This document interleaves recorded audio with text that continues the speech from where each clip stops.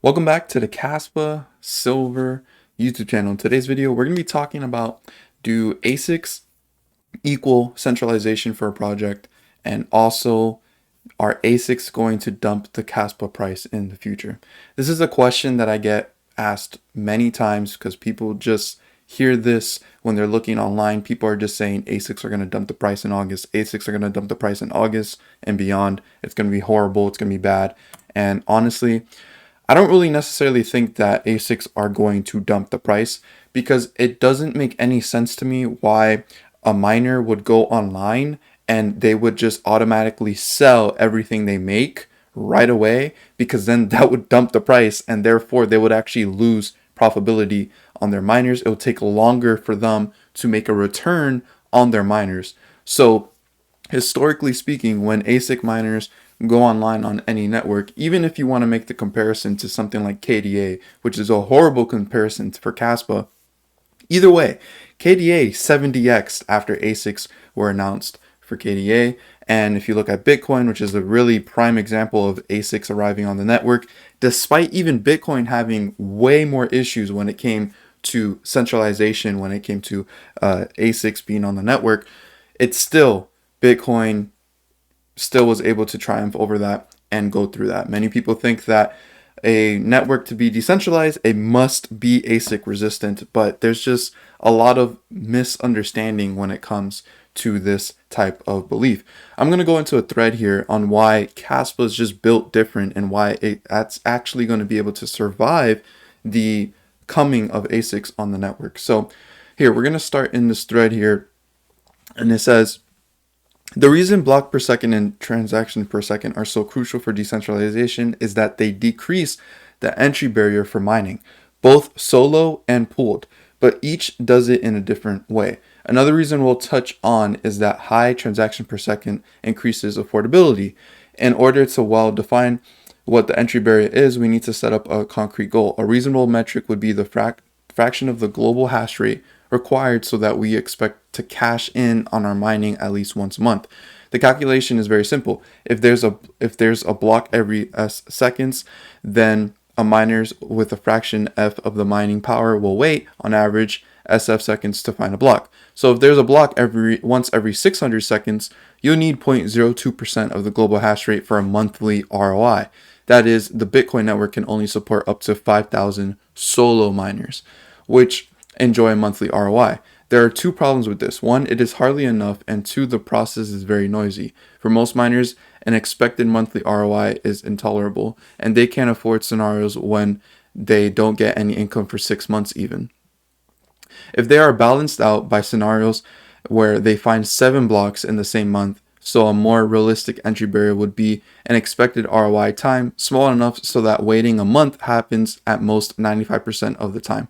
Since the block creation process is so noisy, this actually requires an expected ROI time of about a week, so that's a fraction 4 times larger, and the Bitcoin network can support at most 1250 such miners. Increasing the blocks per second solves both problems. First, the expected wait time for ROI is inversely proportional to the block rate. So when CAS has 30 blocks per second, in order to have an expected 1 month waiting time for ROI, it suffices to have 0.0000001% of the mining power. And the network can support up to 90 million solo miners with the monthly ROI. Secondly, the increased block rate greatly reduces the noise of the process, so that same hardware barrier also assures that the miners will see ROI every month almost certainly. It should be noted that this benefit is reserved to a single state architecture. In sharded systems like KDA, the ROI time remains high, despite the overall high BPS, as the miner has to commit in advance to the chain. But what about mining pools? Don't they also have the same effect? Nice observation, hypothetical reader. Yes, the common solution for small miners is a pool. Essentially, many people share the load of mining the same block, and once a block is found, the loot is divided among the users. Mining pools also have the effect of decreasing entry barrier and variance in ROI times, but there's still a problem, and you'll pardon me for rushing straight to the point and ignoring the entire discussion about how large mining pools might harm centralization. The problem is the spendability threshold. In order to be able to cash out on your investment, you need to have accumulated enough money so that it makes sense to pay out. That is, you need to have earned more than the fee for the transaction In reality, you'd like to accumulate much more than a transaction fee. Otherwise, a large portion of your income is spent before it even reaches you. For this period to be also reasonably low, well, the fees have to be low. The key takeaway here is that in proof of works, especially deflationary ones, as time passes, block rewards diminish and fees become the compensation for the miner's work. So fees are expected to increase as time goes on. Hence, so will the waiting time for accumulating an ROI that it actually makes sense to cash out. Also note that solo mining removes this issue completely. This is where high transaction per second comes in. Just like the waiting time for a block inversely proportional to blocks per second, the fees and thus the spendability threshold and thus the waiting time for cashable ROI is inversely proportional to the transaction per second. 1,000 times higher transaction per second equals 1,000 times lower fees. Now, how transaction per second scales with blocks per second is a bit tricky in DAGs. The parallelism implies that the same transaction can honestly be included in two playable blocks, but only one of the miners will obtain the reward. The good news is that the math shows that at least 62% of the transactions will be unique. In fact, this 62% minimum is only obtained in very particular circumstances, and we can expect to see at least 80%. So the bottom line is that if your block sizes are the same as BTC, but we churn out 9,000 more blocks in Bitcoin, then we expect the amount of unique transactions to be at least 6,000 times higher. If you are curious about the math that brings this mysterious 62%, you can take this article. So in conclusion, high non-sharded blocks per second and transactions per second are both crucial for long-term sustainability of proof of work. They aren't just quality of life features, but have deep, far-reaching consequences on the underlying economy, which is another reason why I believe CAS is the future. And if you just simply go into this, many people like to say that centralization is bad also when it comes to pools. And I'm just going to show you and kind of debunk one thing about Bitcoin. A lot of people say that Bitcoin's pool and block distribution is not that decentralized because a ton, only like maybe like two pools control almost all of the hashing power. But if what really is the issue here is not pool centralization, but ASIC miners centralization. A pool is not all the miners. Remember, nodes are individual people can run a node, and nodes point their miners to these pools. So if these pools become a faulty pool and not an honest pool, these nodes would simply just point their node to a different pool. And as you could see, the Bitcoin mining map, you could see that there's mining hash power across the whole entire world for Bitcoin. So centralization when it comes to pools is not really a thing. If anything to be worried about would be centralization for ASIC mining if one company is owning all of the ASICs in the world. But again, that's not really happening with Bitcoin, and it's not going to be happening here with Kaspa at all. Another good thing about Kaspa is that when you're looking at the pools, it's very encouraged to solo mine on Kaspa. Reason being is because it can support a ton of solo miners and they could still be profitable. So this doesn't encourage a person to not even be honest on the chain. Why would someone be unhonest as a miner when you can legit make a profit just using the network as it's intended? This is why the centralization FUD about ASICs is not really a thing. Not only that, back in the day, you always had Bitmain making all the miners pretty much. And nowadays for Kaspa, you could see here that we don't only have Bitmain, but we have Ice River, and we also have this other company called Viper A Tech. They secured 1,500 units from Bitmain, and someone was telling me the other day that these 1,500 units is meaning that it's going to be centralization. But Viper A Tech is a reseller. They resell these ASIC miners. So pretty much they're going to secure this. They might use them, of course, to test them out and mine and make a profit or whatever. But either way, this is a reseller and they're going to eventually sell these ASICs. And also 1,500 units is not the for sure amount that's going to exist on the network. We don't know exactly how many are going to exist. The whole point is making sure that all these companies that are selling different type of miners can actually give it to individual people, and it's not just one company buying them all up. Right now, the KS0 is only going for $1,000. There's a lot of individual people that are buying these up, and they're mining Kaspa, and it's actually very profitable right now.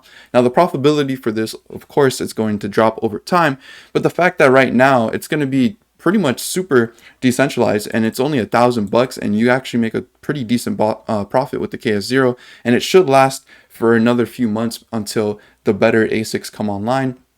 But Ice River over here is selling these, and Ice River is actually being a pretty good, decent company to buy these ASICs from, as well as Bitmain. So I honestly don't think the narrative of the fact that ASIC miners coming online means that Kaspa's price is going to dump. It just doesn't make sense, because they need to make a profit on their miners. And if they were just to sell everything, they know that they would also dump the price. And dumping the price means that they won't make a profit on their miners. It will take longer for them to see an ROI. So it actually encourages them to just hold on to the Kaspa, because while they're mining and getting the Kaspa, as long as people just continue holding and people keep buying, because Kaspa keeps improving its network and people want to keep investing in it, then the price will go up. They will see their ROI coming even quicker. And then if they want to sell, they'll sell. But not every single ASIC miner is there to sell. A lot of these miners are actually holding on to Kaspa because they understand what they're actually holding. A lot of miners I know have told me they've never sold one Kaspa. They've literally just kept mining it. When there was GPUs, they just kept mining it. They would mine other coins and sell those coins to just buy more Kaspa, because they understand what they are holding here. Kaspa is doing something that's never been done before. And also, looking at the block rewards, you got to remember that these profitabilities for ASIC miners are not going to be for one individual person going to be making like $2,000 a day or anything like that, because as more and more come out, the profitability is going to drop, because the difficulty is going to continue increasing. You can see that our hash rate is at 1.63 PHs right now. It's just been increasing, and the difficulty is just going to keep increasing.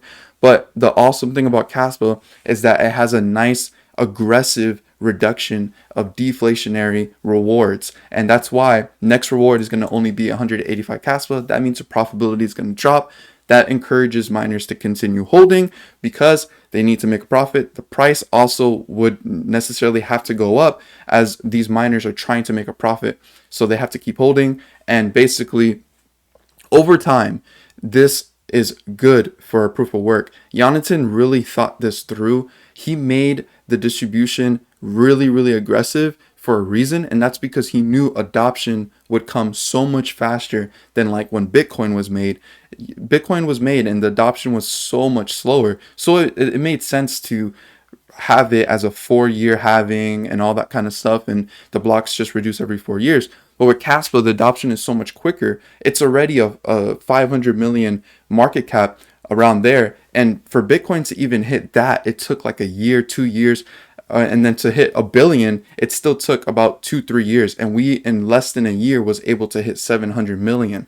So Jonathan knew that adoption would come quicker. This is why the aggressive supply keeps increasing. And it's just so that it's going to be more fairly distributed between people. These ASIC miners are not even online yet. And look at this, 67% has already been mined and is now in circulation. These ASIC miners, when they come online, there's probably going to be delays and all that kind of stuff. They're only going to have access to maybe 30% of the rest of the supply. And again, there's so many unknowns for someone to just say, this is going to happen and they're going to sell. You don't know every individual holder. You don't know exactly who's going to get these miners. You don't know their intentions. But either way, it makes no sense at all to attack the network, because on the financial side of it, it doesn't make any sense. Not only that, the whole entire network of Kaspa is built to be resistant, more resistant to 51% attacks. Again, this still is possible if one central entity was able to get all the miners, but that's not happening, especially because we do have more than one company selling miners, and there's not just one miner, the KS0, and then you have all the other ones that are here. And of course, profitability is going to continue decreasing on those. But either way, it's going to be fairly distributed, I'm pretty sure, the mining for Kaspa. And I think it's been set up to basically be for ASIC mining. This is the only way we're going to be able to secure the network. And this is something that Jonathan mentions as well in his articles. And the latest one he made, he did talk about the fact that this is the only way how Kaspa is going to be able to ensure it follows the peer-to-peer Satoshi vision of an electronic cash system. We need to have ASIC miners to secure the network. That is literally the point of ASIC mining. It's not, ASIC mining is not necessarily meant to be almost fully distributed to everyone and everyone to have it, everyone to be mining. No, it's meant to secure the network. So as long as the network is secure enough to prevent any entity trying to be honest, then it really doesn't matter at the end of the day, because the network is secure enough to even prevent these honest actors from trying to do something on the Kaspa network. But either way, it's much more profitable to mine Kaspa, and it's probably going to remain that way for a while, which again is going to encourage miners to come onto Kaspa and be honest workers on this network, as it is super profitable. And you saw in that tweet that over 90 million solo miners could be possible on Kaspa as long as we increase the blocks per second and increase the transaction per second. A lot of people don't also remember that we're increasing blocks per second and transaction per second, and those are going to help the issue when it comes to mining, so that it does not become that centralized, because profitability is still going to be available for someone that just has one miner, because of the fact that we're increasing and scaling our BPS and TPS. So I really just don't see this dump that people are expecting to come. And if it does dump, either way, people are going to take their profits. Of course, people are going to sell. The price always goes up and down. That's normal in any kind of investment. But I don't necessarily see a dump and a never seen recovery ever again. I don't think this is the case. There's way too much Kaspa already out in circulation for, I think, that to happen. Again, we're totally fair launched. We don't have to worry about any major company holding all the Kaspa right now. Our number one holder is an exchange. Our number two holder is an exchange. Our number three holder is an exchange. So it's pretty fairly distributed. These are really not people who are going to be selling. These are people who are going to keep buying Kaspa and giving it to individual people that want to withdraw from their exchanges. So, I don't see Kaspa having a huge dump in the future because of ASICs. Of course, they're going to take profits, but again, there's not that much left in the supply for them to make off of this, and the rewards are going to keep decreasing over time. So Kaspa was built for this moment, and I truly believe that this is going to be a very great investment for the long run. So let's see what happens. I want to hear your comments down below, so just let me know. I hope you guys enjoy this video, and as always, don't be average, be different.